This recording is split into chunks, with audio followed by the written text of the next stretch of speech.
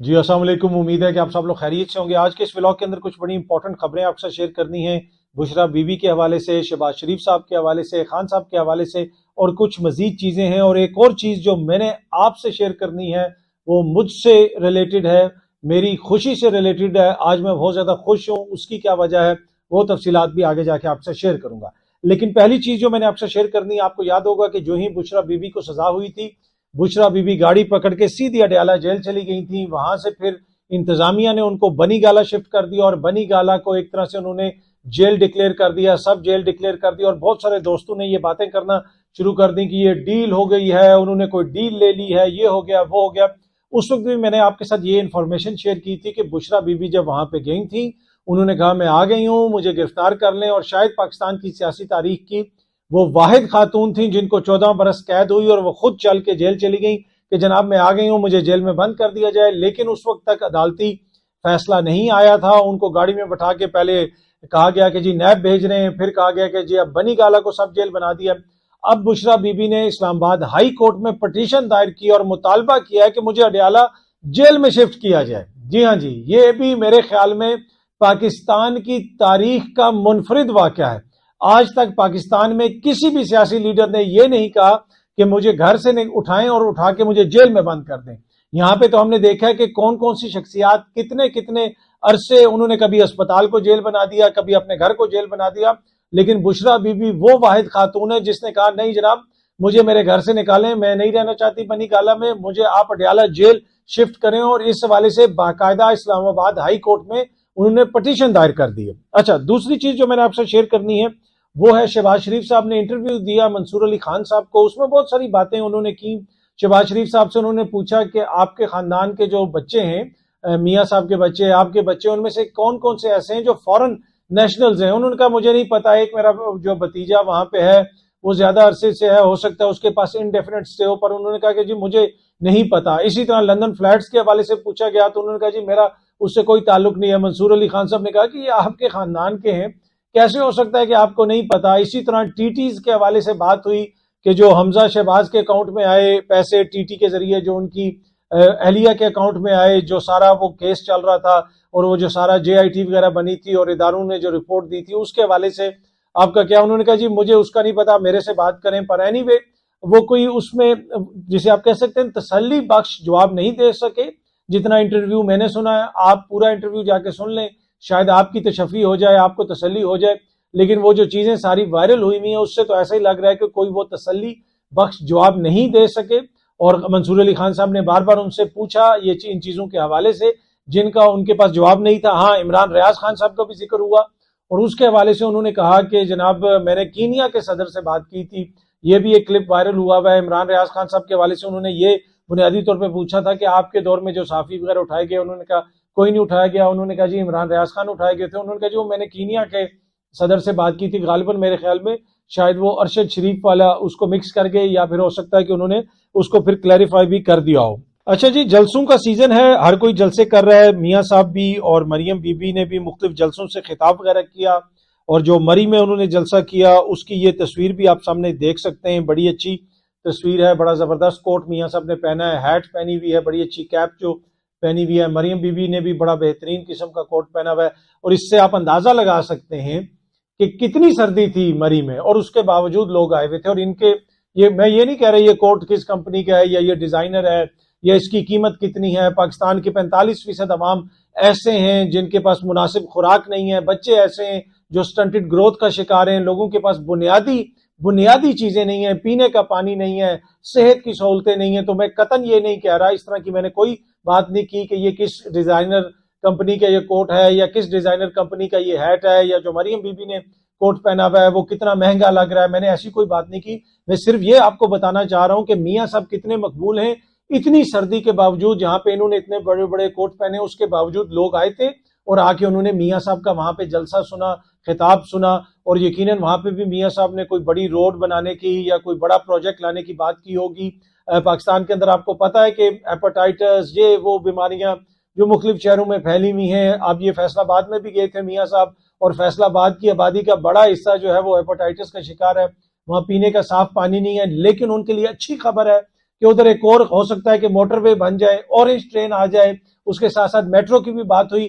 تو اب اگر آپ بیمار ہوں تو یہ نہ کہیں کہ لیڈر جو ہے وہ ہمارا دھیان نہیں رکھتے. آپ اس موٹر وے کے ذریعے چاہیں تو آپ لاہور چلے جائیں, اگر آپ چاہیں تو پنڈی چلے جائیں, یا اس کے علاوہ اگر واپسی پہ اگر کوئی خدا نہ خواستہ کسی کی ڈیتھ وغیرہ ہو جائے ہاسپٹل میں, تو اس موٹر وے کے ذریعے ڈیڈ باڈیز کو بھی جلدی آپ شفٹ کر سکتے ہیں.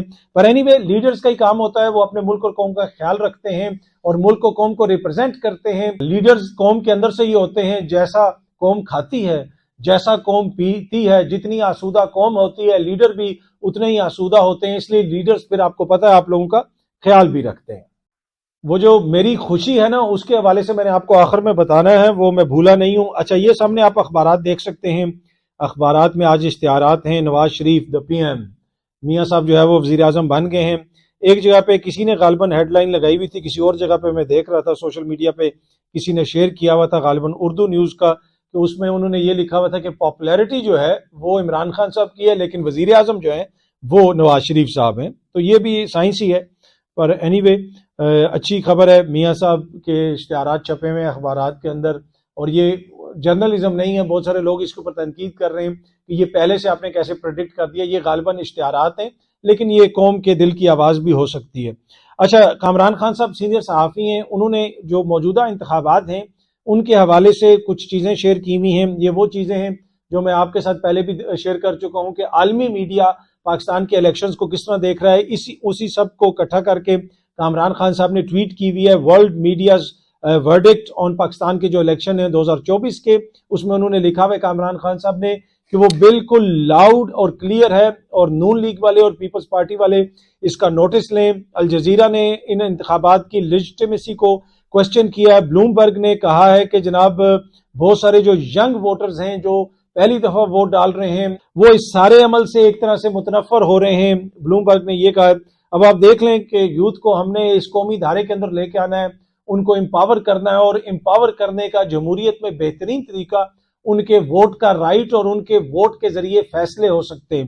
اب جو پہلی دفعہ ووٹ ڈال رہے ہیں وہ کیا اس سارے عمل سے متاثر ہو رہے ہیں یا نہیں ہو رہے, یہ میں آپ کے اوپر چھوڑ دیتا ہوں. کامران خان صاحب نے بلوم برگ کی یہ سرخی شیئر کی ہوئی ہے. اسی طرح کونسل آن فارن ریلیشنز ہیں, ان کے حوالے سے بھی یہاں پہ لکھا ہوا ہے. انہوں نے لکھا ہے Pakistan's upcoming elections this week has already turned into a farce, one that is not free or fair. انہوں نے کہا کہ یہ بالکل مذاق بن گیا ہے, نہ یہ فری ہیں نہ فیئر ہیں. اور فائنینشل ٹائمز نے لکھا ہے کہ if one were to have free and fair elections, Imran Khan would win by an absolute landslide. کہ جناب وہ لینڈ سلائڈ سے جیتے گا, وہ 2/3 اکثریت سے جیتے گا اگر ملک کے اندر فری اینڈ فیئر الیکشنز ہوں. یہ فائنینشل ٹائمز نے لکھا ہے, اور بھی بہت سارے جو انہوں نے لکھے ہوئے ہیں, گارڈین کا ذکر ہے, بی بی سی کا ذکر ہے.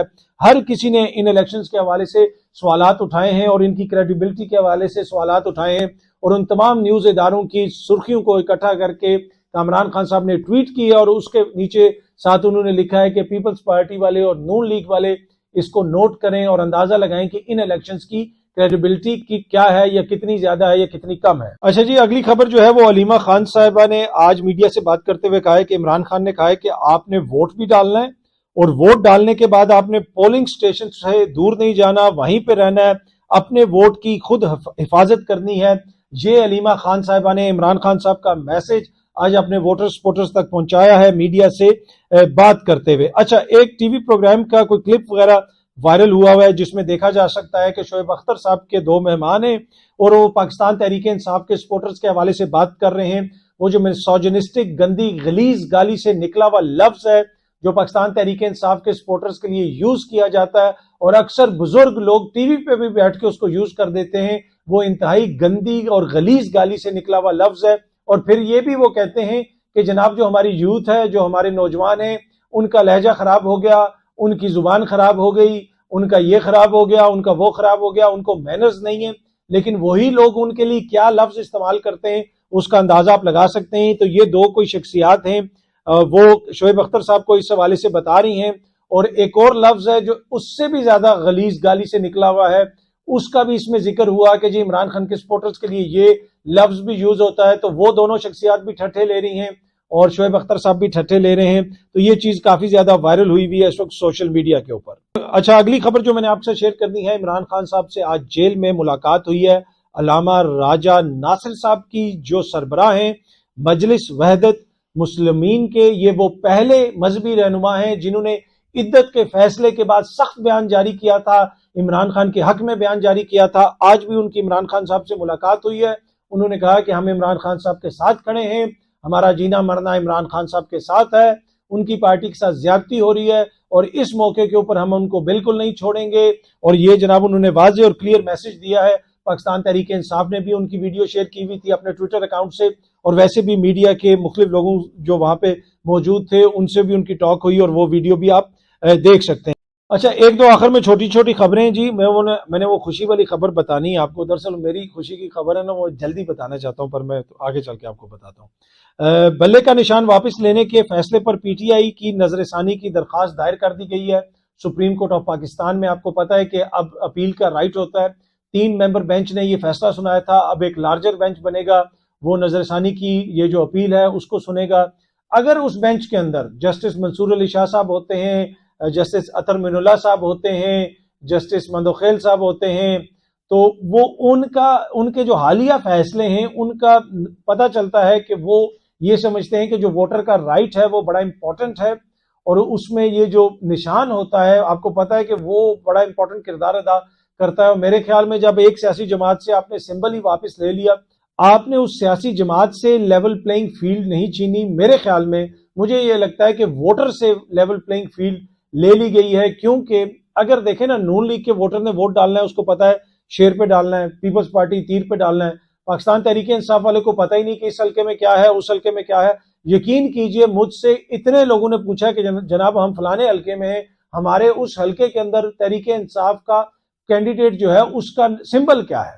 عام لوگ جو زیادہ پڑھے لکھے نہیں ہوتے، جو بلو کالر جابز کرتے ہیں، آگے پیچھے جن سے ہماری روزمرہ زندگی میں ملاقات ہوتی ہے، اس طرح کے بہت سارے لوگوں نے مجھ سے یہ پوچھا جناب ہم فلانے حلقے سے ہیں تو مجھے بتائیں کہ ادھر ہمارا کیا سمبل ہے۔ میں نے کہا جی یہ تو آپ اس سیاسی جماعت سے پوچھیں، مجھے تو نہیں پتا، لیکن اس سے مجھے اندازہ ہوا یہ تو ہم نے لیول پلینگ فیلڈ جو ہے یہ تو ہم نے عوام سے لے لی ہے الیکشن کمیشن کے اس فیصلے کی وجہ سے۔ پر اینی وے نظر ثانی کی اپیل آ گئی، اب دیکھتے ہیں کہ اس میں کون سا بینچ بنتا ہے۔ جسٹس اطہر من اللہ صاحب بیٹھتے ہیں، منصور علی شاہ صاحب بیٹھتے ہیں، یہ وہ سینئر جج صاحبان ہیں، یہ بیٹھتے ہیں، یا پھر کون سا بینچ بنتا ہے۔ جو بھی موزز جج صاحبان اویلیبل ہوں گے وہ بینچ بن جائے گا، اور جو بھی جج ہوگا وہاں پہ یقیناً اس نے آئین اور قانون کے مطابق فیصلہ کرنا ہے، اور جو بھی فیصلہ آئے گا ہم اس کو من مانیں گے۔ ہاں، جب فیصلہ آ جاتا ہے پھر وہ پبلک پراپرٹی ہوتی ہے، آپ فیصلے پہ تنقید کر سکتے ہیں، خدا نخواستہ ججز کی ذات کے اوپر تنقید کرنا، ان کو ٹارگٹ کرنا قطعاً مناسب نہیں ہے۔